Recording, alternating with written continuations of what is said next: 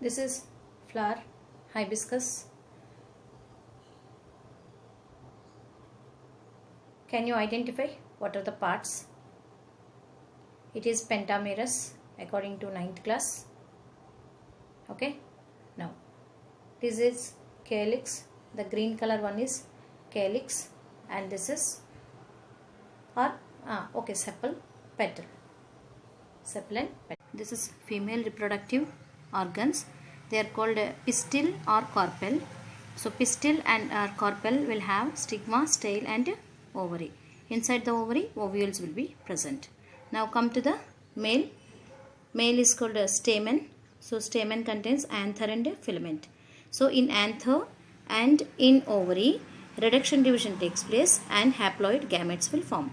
So ovary will release eggs and this anther will release pollen grains. See here, pollen grains are there, you see.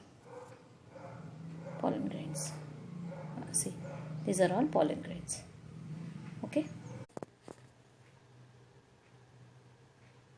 Flowering plants are a delight to look at when in full bloom. Do you know what role flowers play in these plants? Let's find out. Flowers are the reproductive units of flowering plants. They have male and female reproductive parts, that is stamens and carpels. Flowers that have both stamens and carpels are bisexual. Unisexual flowers have either stamens or carpels.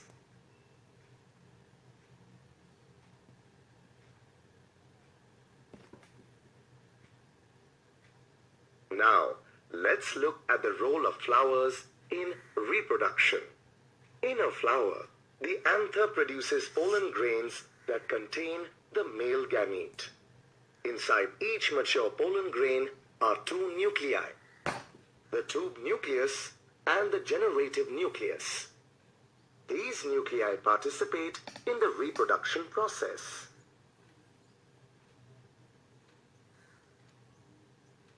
The ovary of a flower produces ovules that contain the egg cell or the female gamete.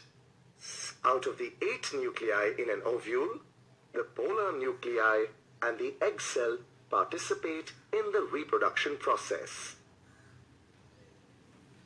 For reproduction to take place, a pollen grain must first reach the stigma of a flower. The process through which a pollen grain is transferred from the anther to the stigma of the flower is called pollination.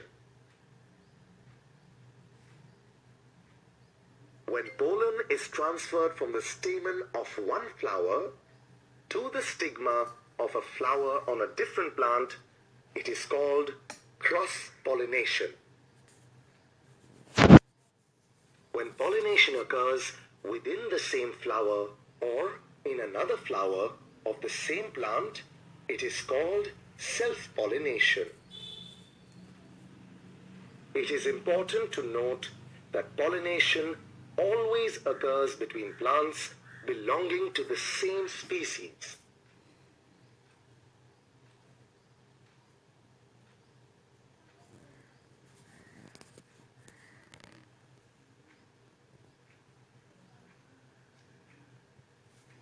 After a pollen grain has reached the stigma of the correct plant, a pollen tube grows out of the pollen grain and makes its way through the stigma to the ovary. The generative nucleus in the pollen grain divides to form 2 sperm nuclei. The 2 sperm nuclei move through the pollen tube and enter the ovule through the micropyle, a tiny opening in the ovule. One sperm nucleus fuses with the egg cell to form the zygote. The other sperm nucleus fuses with the polar nuclei of the ovule to form the endosperm nucleus.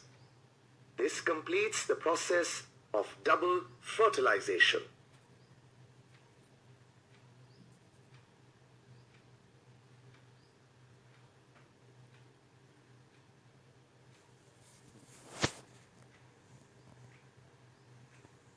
After fertilization, the ovary grows into the fruit.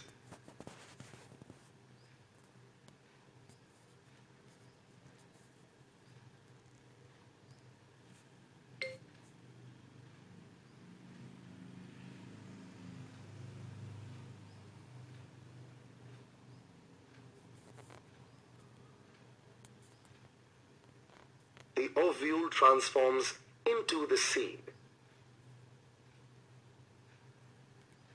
A seed contains the endosperm, a nutrition storage tissue formed from the endosperm nucleus. The fertilized egg cell or zygote transforms into the embryo. This completes the process of sexual reproduction in flowering plants.